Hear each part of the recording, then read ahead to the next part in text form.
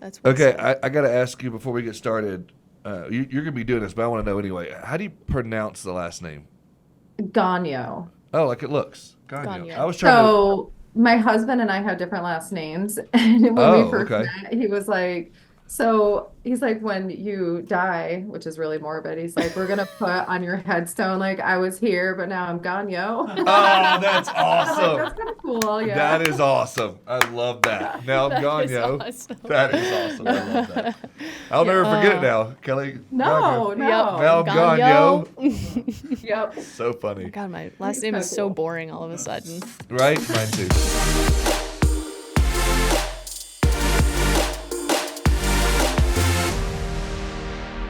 All right, ladies and gentlemen, I'm so excited you're here hanging out with us today in the VIP podcast with me and Sid, again, in the studio. Let's go. Oh my gosh, I'm so excited. And I wish Kelly could be in here with us. It would be so much fun to have you here, but I'm glad you're here hanging out with us virtually. And I can't wait for you guys to meet her and hang out with us. And, you know, she came in and she's here now on the podcast. And when we shut it down, she'll be gone, yo! Oh, she did. Yes! I got it in! No. So, again, ladies and gentlemen, you'll understand once you get into it. But Kelly Gonyo is here hanging out with us. Sid, I'm so excited. I just nailed that punchline, so I got to pass it over to you for the rest. I don't know how to top that, man. Thanks for making my job 10 times more difficult. I Yes. appreciate you. All right, ladies and gentlemen, I'm excited to introduce Kelly Gonyo. She is just a wonderful human being, first of all.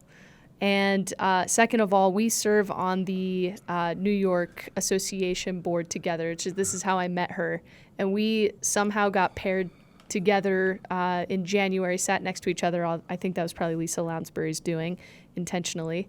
And we just got to talking about technology and her agency. I got to hear a little bit about how she started this agency from scratch 13 years ago today. I mean, didn't even have a pen to her name 13 years ago. And now she has built it to, an incredibly strong multi-million-dollar agency with, almost a team of almost 20, which it's just...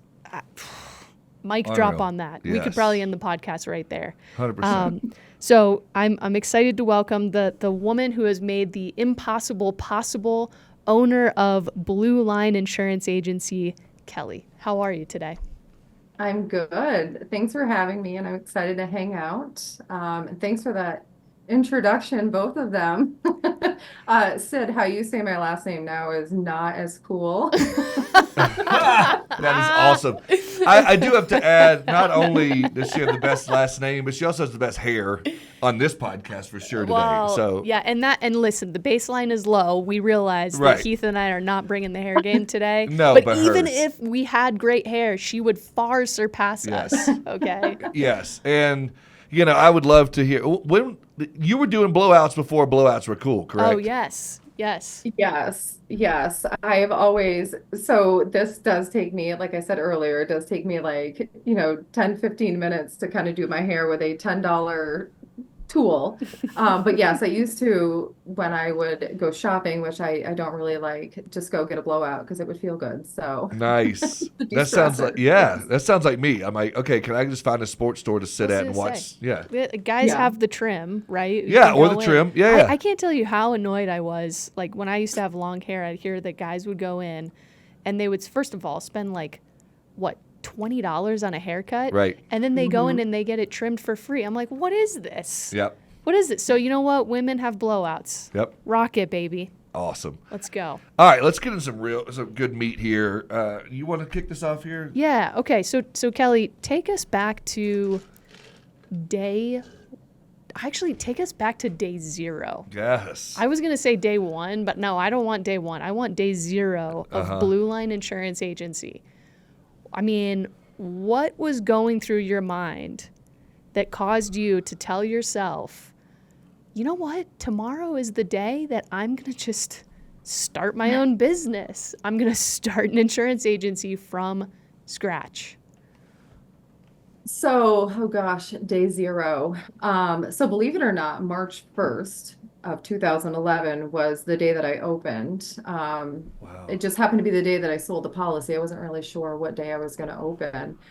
Um, but having an insurance agency was sort of like a dream that I had. Back in 2001 was when it all started. So Mm. just to kind of back up a little bit, my first day on the job was September 10th of 2001. Whoa. Wow. Okay. I love that you know the dates. That's when you know it's real. Well, you think about the very next day there. Oh, yeah. Yeah. Dude, Oh, I got yeah. chills right now thinking because you're in New York, Oh 9/11. my gosh. You're at 9/11. Yes. You're talking 9/10, and this dream. Okay, so walk me through. I got chills already. Let's go. Yeah, so I Wow. started as a receptionist at this insurance agency. And yes, day two, Tuesday was, September 11th. So I always remember my first week in insurance, Oh my because that was Oh, gosh. obviously a wow. really crazy day. Wow. So I never forget that first full week of insurance. But yeah, I started that Monday at the front desk. I just had taken a pretty substantial cut in pay to come to this job, but the guy that hired me, who I'm still so thankful for to this day, had been a customer through a previous job, and he had just said, I've worked with you, and you kind of, can put me in my place with humor. You can kind of calm me down when I'm angry. He's like, you kind of can just like handle me, whatever I come at you with. And he's like, I just think that you would be really great in insurance. And started me off at the front desk answering phones. So, so yeah, fast forward, I did that for about 7 months, and my brain sort of always looks at how can I do this better? How can I do this quicker? How can I be more efficient? And I love to learn new things. So it was probably about 7 months of doing that, and I'd sort of, changed how that front desk it really worked from just answering phones to how can I take payments away from the CSRs? How can I do the binders for the CSRs? How can I, evolve this position to really not only assist the customers that are coming in, but create this to be a more valuable position, not only, as the most important person that someone sees when they walk in the office, but to also support my internal customers, which were my CSRs. Mm. I got to just stop you for just a second because Sure. I came in the business in '01 as well, '02, somewhere in that range. And, you think about back then, Yeah. there was no Google, there was no Yeah. smartphones, there was no uh, any of those kind of things. There was no Facebook, there was none of that kind of stuff. And so Nothing. you're like, it feels prehistoric now, when I look back to my Yeah. beginning journey there. Tell me about that because you're a tech girl, self-proclaimed. So like, tell me a little bit about what that journey's been like for you, a little bit as you tell your story. Yeah, so I definitely was raised what I call old school insurance. So, I Yeah. mean, we were taking cash in and then writing the check at the end of the day to the insurance Yes. carrier. Mm. Yes. Yes, I Mm. remember that. Yeah, I mean, counting out the cash drawer every night and Mhm. making sure it matched up.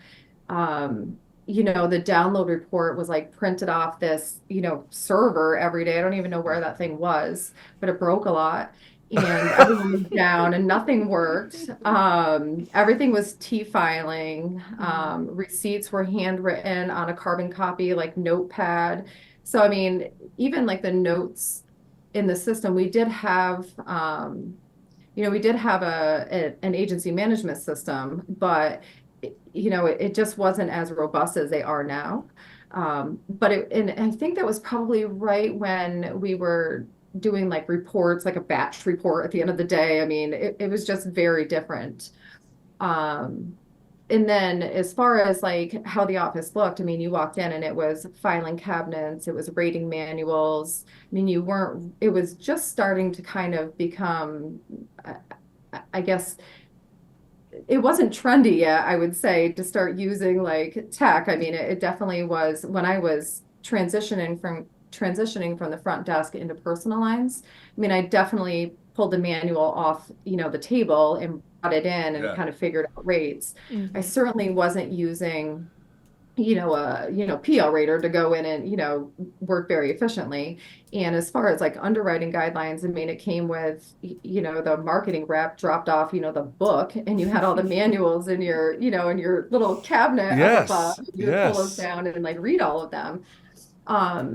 So it was much different. And then if you did have a company that allowed you to do rating, I mean, it was kind of one of those old like DOS-based systems that you Mhm. would, or like a old like Excel program. I don't even know what they're called anymore, but Yeah. yes, it was very traditional. I never ever want to go back to that place, but I'm very thankful for being raised in that place because Yes. Mhm. And I I didn't. mean, I understand how rates are made, and I don't need the computer to figure out a quick change or how much something's going to cost. Yeah, I didn't mean Yeah. to derail your story. I still want to hear your story, but I just wanted to get into that a little bit for those newer school people No that problem. don't respect the old school. I'm just kidding, but that don't know that path that we Yeah, went through of not having some of the things we have now. yeah, Yeah. no, much different. But as far as like, my story leading into it, I mean, I definitely, started working at the front desk. I transitioned probably about 7 months. I started to get my license, and then I eventually moved into personal lines. And it was really an awesome 3 years working personal lines. I am by nature type B with a lot of stuff. I have to stay very disciplined in order to navigate a lot of stuff on my plate. So even though I'm motivated to do, motivated to get to places, keeping myself disciplined to kind of, navigate the workflow of a daily basis was a big thing for me. But I worked with a really good team and realized that all three of us had very different personalities. And if we worked together as one unit, we could get a lot of stuff done together. And it was a magical 3 years in personal lines that we worked together. I really liked the sales aspect. My one, other partner, her name was Sean. She loved all of like the nitty gritty, hard underwriting stuff. So I could learn a ton of stuff from her. And then we had this other girl, Christine, who was like really powerful and just, processing stuff on a daily basis. And that's all she really wanted to do. So the three of us collectively made one solid team. So for 3 years, we are really, really great together, except I was bored and was ready to move on to the next thing. Um, when, one of the things that's tough when you are great in a position, and this will all kind of come full circle eventually, is that when you're really good at something or great at something, it can also pigeonhole you. Mhm. So I did spend a lot of time in personal lines, maybe longer than I wanted to, because, I was good at that job and it was good for me to stay there for the agency. But I eventually left and I went to a different role where I was able to start working on the small business, which was really great. And I loved business insurance. And in the business insurance, there was many different um, areas that you could move around and shift, whether it was a producer or the marketing. And then in the midst of all of that, when I moved into business, it was when carriers were starting to roll out their online rating for small business. So that was super fun for me because you could take a an account that maybe took you a little bit longer to quote before could be done in like 10 minutes, which was really cool. So I probably spent about 3 years there, and then again, I was ready to move on from the small business and move into a new role, and I was really attracted to, the marketing and the placing of the business. But I really didn't have that opportunity to move where I was, and my old boss called me and was like, "We have this great marketing position that we think you'd be good at, like placing business for the producers, and plus you can sell and name your price." And I was like, "All right, I'm coming back." So, anyways, that's when I had moved back and kind of transitioned into the placing, and then I got into running the sales meetings and working with all the producers. So, in the midst of all of that, I always thought, my God, I'm never bored, and I would love someday to have my own insurance Mhm. agency. Mhm. And part of, also navigating through those different roles was because I wanted to be prepared if I ever could have either a big girl job or my own agency one day. I didn't really know that I was going to do it at that point, but Yeah, but I eventually did. what was the turning point? What So on a personal note, I was married and got divorced at 29. I had spent most of my 20s with, I call it my past life. And Yep. Yep. it was just sort of like a life change. Mm-hmm. And I ended up leaving insurance. I really didn't know what I wanted. One of my I took a job in Albany. I was moving away. And then one of my customers in the area had offered me a position to stay. And so I left insurance for 2 years. Okay. And why I did it was the job was super cool. It was like a ton of time off. It was time for me to take a breather and a life change. And it also had a lot of like safety and compliance, which I thought if I transitioned into this role for a little bit, working safety and compliance, if I ever went back to insurance, it would provide a lot of value added Mm, stuff for me to bring back mm, with Oh, me. wow. So Yeah. even though I left yep. insurance for those 2 years, I chose a role that was still going to benefit me. Interesting. It was like your So subconscious knew. You're coming back. Yeah, yes, you knew you wouldn't be Gonyo for very long. exactly. There we go again. Gonyo Ah. twice. So while I was gone for those 2 years, I always say it was like the best, worst job I ever had.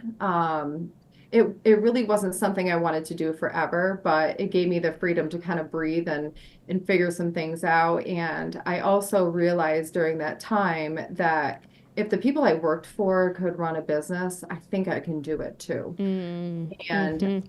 they got into some financial trouble, and I volunteered myself to go part-time. And with that time off, I started working on a business plan to open up an insurance agency. And my now husband at the time, was super supportive. In fact, I think he led me to the cliff and just kicked me off it. It was kind of like the perfect partner to be at that point in my life, to kind of, I tend to think about things a lot and make sure it's going to be, the right decision. I analyze all like avenues of like whatever decision I'm making. So I think I was paralysis by analysis a little bit. And he just kicked me off the ledge and said, "Go do it. You've got this." So I did.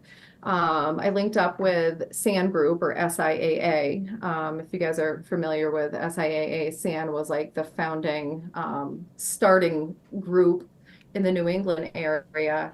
And I linked up with them and I opened up March 1st of 2011. That just happened to be the day I wrote a policy.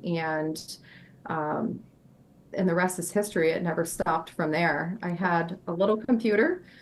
I had a single little office and it was just me for a year, and I just wrote business every Yeah. day. Yeah. It. I Yeah. Go ahead. No, I was just gonna say like where you are geographically, anyway, and just national. Even back, even you think 2011, you would think it wouldn't be this way, but there's not a whole lot of females in that position to be able to open up their own small business, much less Mm-hmm. a small independent insurance agency. Because again, let's just face it, I could say it because I am. It's a pale, male, and stale industry. There's a lot of that in our industry, and I don't say that knocking that. I just say it's what it is. And so, did that cross your mind at all? Was that anything that you thought about as you were opening up your agency? Of wow, I'm kind of you were a trendsetter in the hair. Was this something you thought about as being I a never female? noticed it. I never Okay, noticed it. that's No, all. I'm kidding. Okay, I was like going with Kidding. you, but go ahead. Yeah. So Yeah. think about. Um, Tell me about that. so it for sure was a motivator. Oh, that's awesome. Yeah, because I've always been aware that there's not a lot of, first of all, I was a single female producer for both agencies that I worked at, and that could be challenging at times and could feel very unsupported within an agency. And Mm-hmm. sometimes the the better you did, it was almost like you put a target on your back a little bit. Yep. And 100%. Yep. I worked at two different agencies, one that was very sales driven and one where you could just kind of like, be a little more laid back and work off warm leads, and it wasn't as aggressive with sales, which worked good for me because I'm just a natural networker. I've always been against the creepy cold calling, and in being told for a good portion of the years I was in commercial lines that here's your list, start calling, and here's your number you have to meet every month. And then in the middle of all of that, seeing what goes on for producers to meet numbers, it was very telltaling moving forward for me with how I was going to set up my agency. Yeah. And it taught me everything I did and didn't want to be as a selling agency that had to aggressively grow in this market. But back to what you said, it was a motivator for me knowing that I was a female, agency owner, because we all have things that motivate us, right? Like everyone, it could be money, it could be prizes. I don't know. Everyone has something that motivates them. For me, it's when people tell me I can't do something or they doubt me. Dude. Preach. Yeah, I For don't really sure. care about the money. And I don't really care about the recognition that I've done it. I just care that I did do it. Yep. So Well, Yep. not only that, and kudos to you for that. My wife's a CEO in our insurance industry as well, so I'm proud of her and I'm proud of other females in that role. But not only did you open up an agency, but you also got involved and gave back to our industry. And as you mentioned, y'all are on a board together. I'm sure you serve in other capacities, being a natural networker and your other boards. Super cool that not only I'm going to get in this, and I'm going to do well and succeed, but I'm also going to give back. Walk me through that a little bit. And what is that intention? Obviously, it's intentional, but tell me a little bit about that. And then I'll let you go, I promise. You're good. You're good, dude. Well, so I have always been a planner. So I'll just say this right out of the gate. Like, I think it's really important when you open up a business. Number one, understanding if it's viable. So I'm a huge advocate for the business plan. And I still do one every year. And planning for where you're going to go in the long term, and then understanding how you're going to adjust, how you're going to set, short-term goals in the meantime and adjust and work through those to get to that place. So when I opened up my agency, my goal was, I wanted to have, multiple locations. I wanted to hire and provide jobs in my community. And I wanted to take that girl that was really smart and had a lot to offer an agency, or that guy that had all of those abilities to be great, and provide an environment where they could grow and be whatever they wanted to be within that. But I wanted to have a really awesome team, and I wanted to be a really awesome boss, and I wanted to give everything that I felt maybe I miss as an employee. So that was always my goal. And in order to do that, you have to have plans in place. So, my first year running, the agency was to meet that first premium volume. Because that meant I could hire my first team member so I could get out of the office to, boots on the ground a little bit more so I could start selling to continue to grow the agency to hire number two. And I never extended myself. I always planned. So this is where I need to be in order to afford employee number two. Because I didn't have any money when I opened this agency either. I had a used computer. I mean, my rent was like $400. And it was just me. So, and a cordless phone, by the way, because I needed that if I had to go do like a cargo inspection or something. I had to be mobile, but that was what I had, a cordless phone. Yep. Yeah, so it was it was an interesting little space, but I always had a plan, and then it was, I had, you bring on debt when you're growing your agency, so that became part of my plan, like to pay my debt off, because if I did that, it would open me up to start providing benefits and being able to afford benefits for my team. So if you want to have, this thriving agency that's able to give back, or it's able to take care of its team, and have the ability to grow a good team, you have to have money to do that, and you have to plan and prepare. So I knew that when I started this, it was going to be a good decade of my life giving to, my team, my business, my community, and it was going to be a lot of sacrifice for that decade to get where I was going. It does pay off. I promise you it's great. But so yeah, it's a blur. The past, the first 10 years of opening that agency. But it was a lot of planning and it was a lot of, having the discipline to stick to those plans and a lot of sacrifice to get, I call it short-term sacrifices for long-term goals. I mean, you really had to stick to it to get to that place, and then people say that starting a business is hard. That is not the hard part. It's the growing pains. Yeah. You know, just when you start getting comfortable, you need to have a different type of technology, and then you need to have a new phone system, and then, you have to change your website, and then it's just like consistent changing.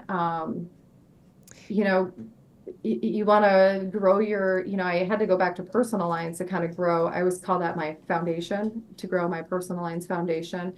To work on commercial lines, I mean, you have to be able to have the manpower to really, shine with your customer service to be able to take on commercial clients. So it's just a lot of planning.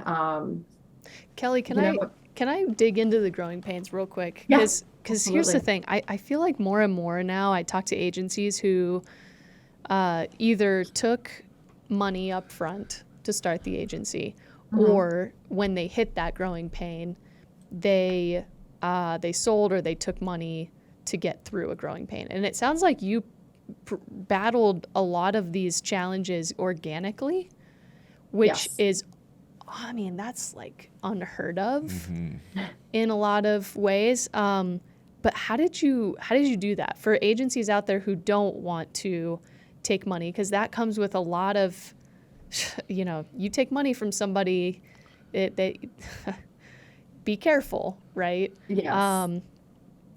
So that comes with its own set of challenges. But let's say they want to go this organic route. How do they do it? Because I guess it's tough. Let's say you get to a certain place and you're kind of strapped because you need to hire another team member to help you service accounts, but you can't afford it. So how do you just drink espresso and invest in Starbucks, or like how do you do it? Yeah. Great question. Yeah. So it's funny that you asked that, because the one thing that I could go back and I probably would have done differently out of the gate. So I was so adamant that I didn't want to go into debt with starting this business. But being green, I guess I just went into it thinking like, okay, I can just work 70 hours a week and, invest as much as I can and go part-time. And then I did get to that place. It was actually 8 months. And I was like, I have to have someone here. I literally can't do this. And you have to make sure you don't get into that place where you're counterproductive, where you have so much work, you can't do it. And then you can't get to everything. And then you sort of aren't great at what you do anymore because you can't get to everything. So I should have thought about a small business loan in the beginning to start. And I didn't do that. But what I did do is I paid off all of my personal bills. Then I didn't have a job anymore. And then I wanted to go get a line of credit and I couldn't because I didn't have any income. And then right. I was at this, So, and then that changes your credit a little bit too. So even though I paid my bills on time, right. I couldn't, I was sort of in a place that I was stuck. Yeah. So I did reach out to the Small Business Association. Up here, it's called the Adirondack Economic Development Corp. I actually am on their board now, and I teach their small business class when they need me, and I'm on their lending committee. But I was able to go to them, and I took out just a $15,000 loan right around year 8, and it was a loan that I could afford to pay back. I stuck that guy on auto pay, and I knew the math. I always would do the math on what everything cost me and how much premium I needed to write to cover it. So that changed my my sales goals every month. Yep. Yeah. You got to make sure the just math like I is knew. mathing. Yes. Yes. Math is mathing. Yes. So just like bringing on like new team members, I knew what they cost in premium volume every month. So So yeah, that was the one lesson I learned the hard way because it was very difficult to get that money to bring on that first part-time employee.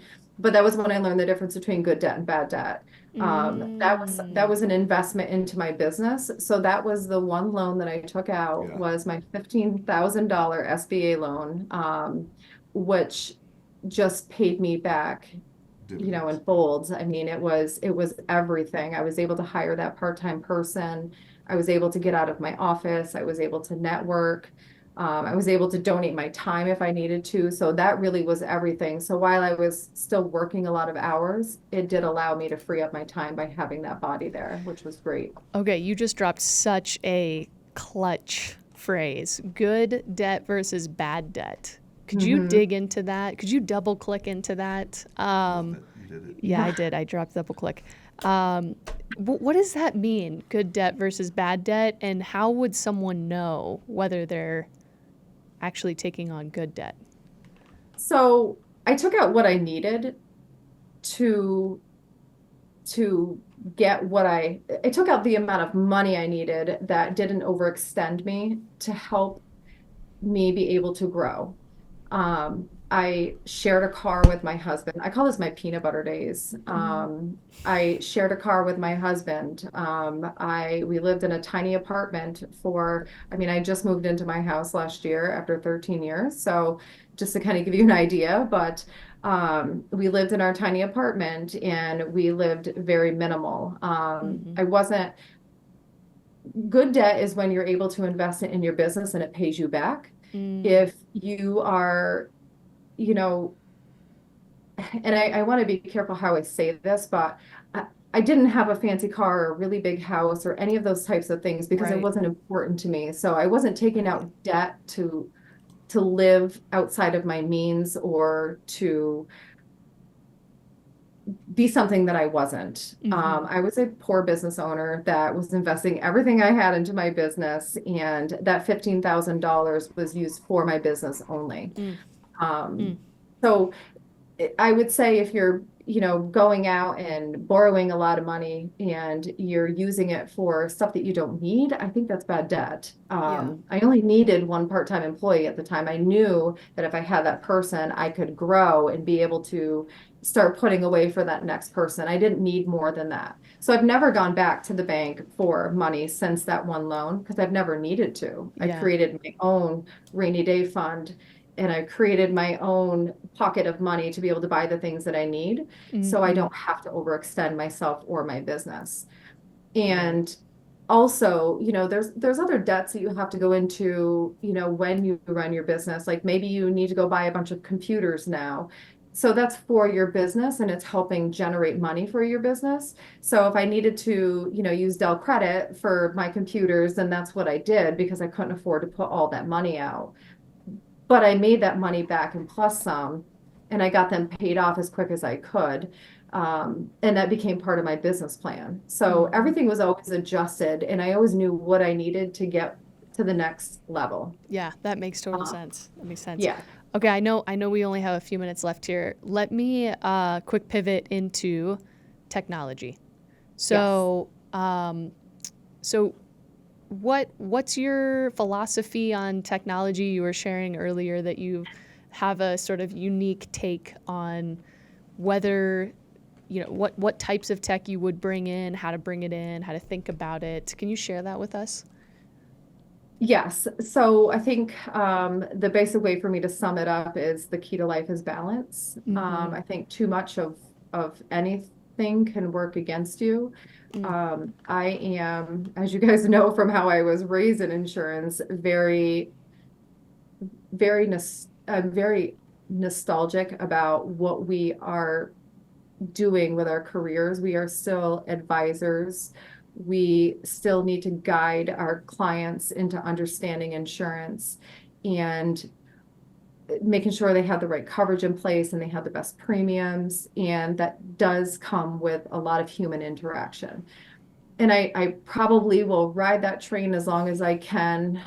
If I'm the last independent agency in this area that is doing that, or if my customers want that, then I'm still going to be doing that because I believe it's so valuable.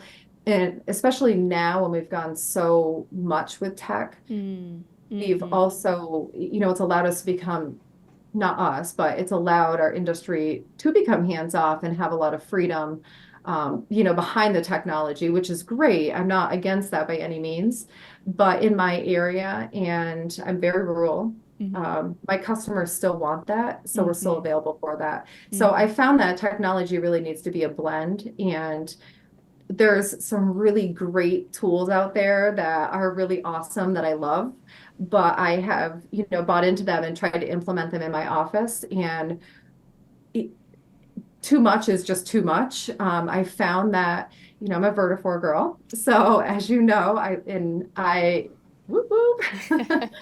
And, you know, AMS 360 is a pretty powerful tool. At one point, I thought like, do I need a different, do I need to change and try, something new that's out there when this, craze is going on? And what I learned was like, figure out what your system does that you don't know what it does Mm. and learn to use it better. And that's exactly what we Preach. did. Yep. And it's amazing how many people have management systems and don't utilize them for everything that they Oh, do. yes. It like they do tell us what to do on a daily Yeah. basis. They do remind us to follow up with those customers. They Amen. do allow us to put like the special notes to remind us to reach out to that customer for whatever it is. And, you can follow the renewal process. You can, you know, build a pipeline and you can use it for a CRM too. Like you really can do that. You just have to really dive in and take the time to understand it. And what I knew was that we weren't doing that to the best of our abilities, and that's what we focused on. Mm. And our customers can do business with us if they want to come in the office and sit down and have a cup of coffee. That they can stay a half hour and shoot the bull about their families, and we probably remember their names and everything about them. Um, or if they don't want to see us or talk to us, then they can sign everything electronically on their smartphone or communicate via text message. So I believe we have all the tools that we need and we just use them well, and that seems to work the best. Yeah. Because I found that if you have a process that you're not disciplined in doing, sometimes technology cannot be the answer. It can complicate it more. So focus on learning and doing it the best way possible. And then technology is to come in and to free you up an easier task that you already know how to do well. Because if you Yeah. don't know how to do it well, how do you understand how technology is helping you? Yep.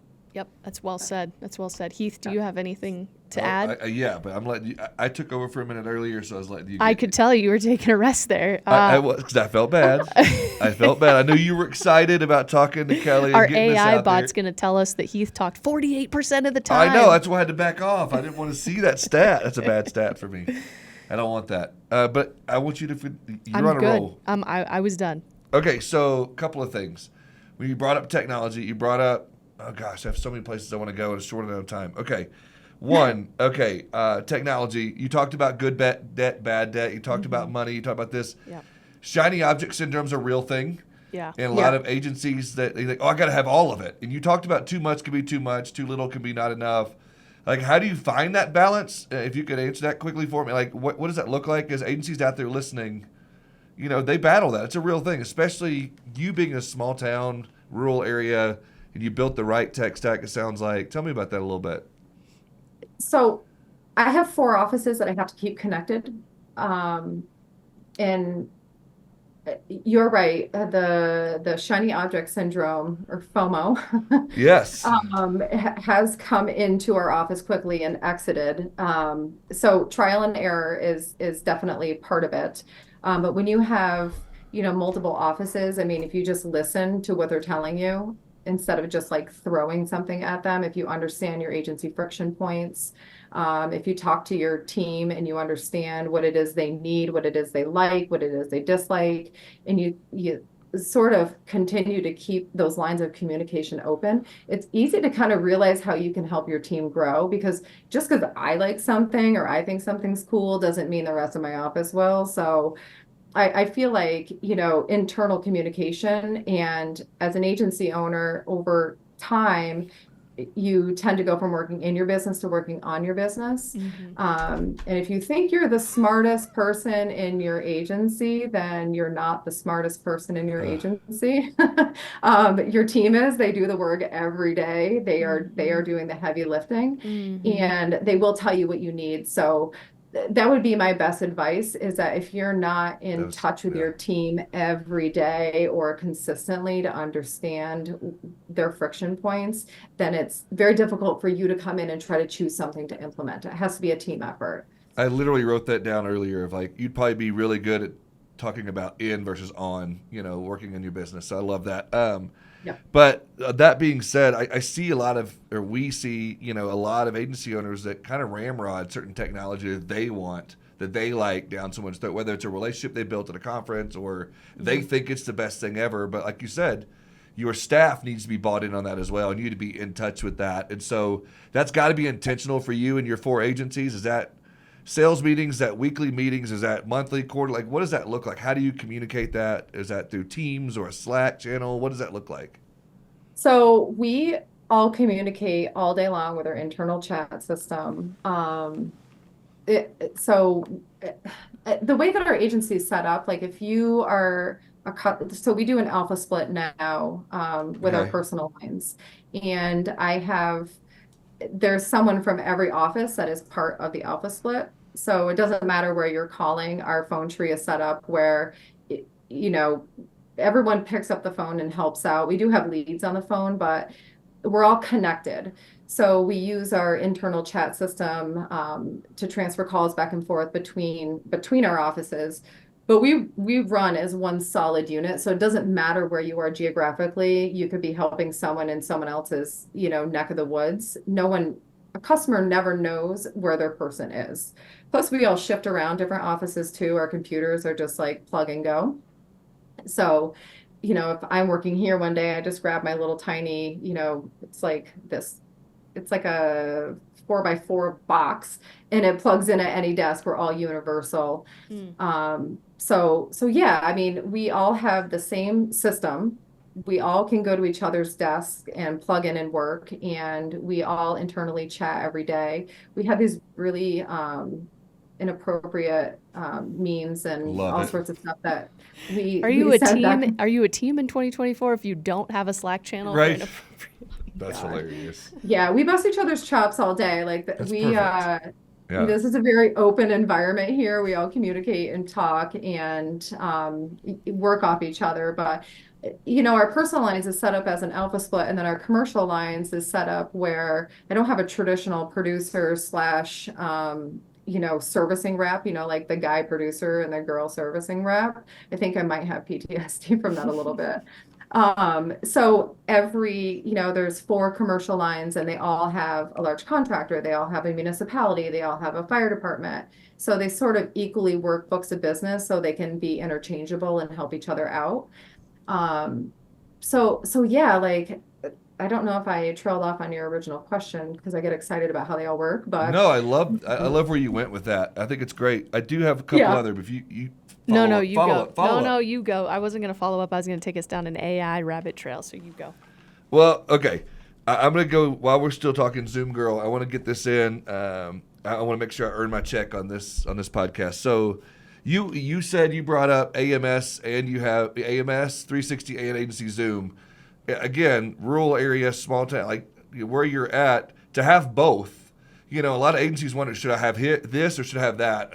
And so talk to me a little bit about what does that mean? What do you use both for? If you could, I know it's a loaded question, but you have your AMS and you have your CRM. And so what does that look like for you?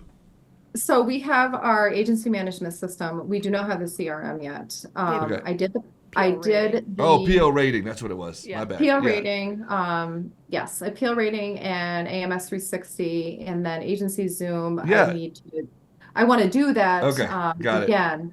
it. My bad. Last year when I did the demo, I saw the value in it, but I had just gone through 2 acquisitions in 1 year. There you go. That's a lot. New team. Yes. I did 1 in January, 1 in December. I'm crying for you. Yes.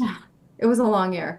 There was a lot of change going on, and where I saw the value, I needed to get back into cruise control again. Yes. So, there was a lot of stuff going on. So we are back in cruise control, and and I think our agency management system, we used it so well that we could use a CRM to help out with some of the stuff that we're using AMS 360 with, that I think we could be better at, that could help minimize our time. Perfect. So we definitely want to do that again. Okay, Yeah. can I bounce the AI question? Go. Okay, so I'm just curious I need a hot take from Kelly. Yeah. What Yes. is your opinion on AI in insurance? Just knowing your philosophy and who you are and what you've done and your ethos, what's your take? What's your opinion on this? So I find value in it. Okay. I listen to podcasts about AI, and I think it can be really valuable.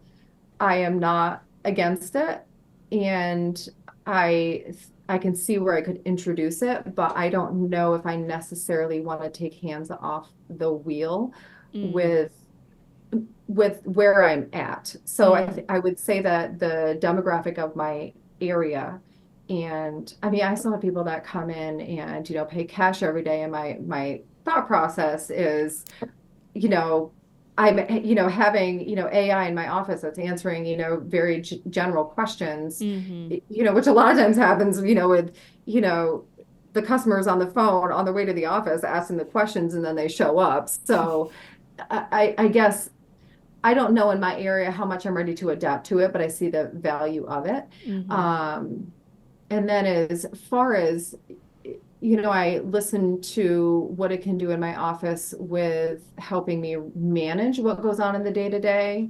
The artificial intelligence that I can put into my agency from a management standpoint, I look at that and I think I probably should learn more, because I don't know enough about it. And what's more important than what you do know is what you don't know. Mm. So I feel like I am open to learning much more about it, where it hasn't been something that really has been at the top of my mind for a while. But I think about it more now. Wonderful. Ah, Yeah. that Okay, was so go ahead. no, go ahead. No, you go. No, that was a great hot take. Oh, a great hot take. Very balanced. Loved it. Okay, do we want to transition to wrapping up here? Because I have I was another gonna question. say, yeah, if we let Heath go on, he could keep you for another 2 or 3 I know. hours. I know, but I so- do want to. Okay, I want to dive into one other thing. Okay. Okay, so you came in, and we talked about this earlier, so I'm going full circle here. Day 2 in the industry for you was a tough day for the our nation, and we went through a little bit of a hardened market there, and then you went through a mortgage crisis. Sorry, I hit the mic. 07, 08, 9, wherever that was, and then now fast forwarding to when you opened up your own agency shortly after that, we're in this worldwide pandemic. So you've been through 3 rough times in the industry, maybe even more. But has that shaped you in the agency? What has that done for you? What can you talk a little bit to that? I don't know where my question was, other than just pointing out you've been through some pretty significant. That's a good point. And so I don't know. Yeah. There Yeah. wasn't really a question. I just kind of wanted to hear your thoughts on that. So I'll speak to COVID. Okay. Yeah. Transitioning into, where we are now in a hard market. Um, First of all, COVID was probably, one of the most magical years we ever had. Whoa. Was my biggest growth year in business. Wow. I didn't expect that. Yeah, that's wow. surprising. Keep going. Yeah. When you focus on what you can do rather than what you can't do, it's much more fun. That's money. If you're, gonna, sit and spend time talking about, what went wrong, or this or that. I mean, we were open, we were here, and, we had half the staff at home and half the staff here, because we were considered essential. So, Right. I worked in an agency. I was very fortunate. Like, everyone wanted to be at work. So, we had, half the staff at home, half here. So if we ever did have, where we had to swap out, then we would. But, you just have to problem solve and navigate with what you have, and put a plan in place. But back to when I started, I put technology in my agency right out of the gate. Like, I never had a filing cabinet. I never had, T-filing or paper because I always said like it's just me and then it's going to be just me and someone else for a long time. I want to be prepared if this place burns down tomorrow, I can open up shop at my house and still Mm. run my Oh, business. Mm-hmm. So when COVID came, we were already prepared with text messaging and DocuSign and being paperless. So our phones were out. We already had the VoIP phones. I mean, that seemed like kind of like if you didn't have them, what are you doing at that point? So it was very easy for everyone to just go home with their computers and their phones and hook up and be ready to roll. So that was a really awesome year. There were customers that needed service and couldn't get it, and we were able to pick up a lot of customers just by being there. And then, if you just kind of ask people how they are and, care about people, I mean, they do business with you. It's pretty simple. So that human touch and that human connection really is powerful. And like, focus on that. That's what we're here for. And I was here every day. I mean, it was me and one of my, actually Tanya that works for me now, and said you may have met her in January. She's part of Next Gen, but it was just the two of us for the longest time ever. But we had a great time. And, now we're kind of in this new hard market in New York. And again, it's the same thing. Like I'll get in a room and I'll listen to, people talk and it's like constant complaining. I'm like, I'm having a great old time here, just focusing on what we can do. Companies are changing their underwriting guidelines and it's consistently happening across the board. So then we change our underwriting guidelines too. Like you work on what you can do rather than focusing on what's oh taken God, that's so away. And it good. makes it a Mm-hmm. lot easier to be successful as a team and Mm-hmm. everyone to win. Mm-hmm. So That is such great advice and such. I mean, you yeah, make it sound so easy. I know it's not, but you make it sound so easy and so pleasant to be able to do business with you. I love that. Yeah. Thank you so much for sharing that. yeah. I know I'm going to have to wrap up. I don't I want hate to take the mic away from you, but we have to let Kelly go. You We have do. been absolutely amazing. Thank you Oh, for carving out the time today. no, thank We you. got to Yes. hear a story of self-empowerment, Yes. and through that, I think it's a testament to the basics, the foundational things, like putting a plan in place and sticking to it, focusing on what you can do, not what you can't do, finding balance, and of course, as an independent agent, never losing that personal touch. So 100%. thank you, Kelly, for sharing. Yes, You're welcome. and thank you to the audience that listened. I know you guys probably had your pen and paper out, writing down notes because that was unbelievable. And so thank you guys for listening. Whether you're watching on YouTube or you're listening somewhere on Apple or Spotify or wherever you're at, make sure you hit the subscribe button so you don't miss any more. And make sure that you save this one, download this so you can listen to this one over and over and over because Kelly was a great guest today. I hope you guys enjoyed as much as we did, and we will see you guys on the next one.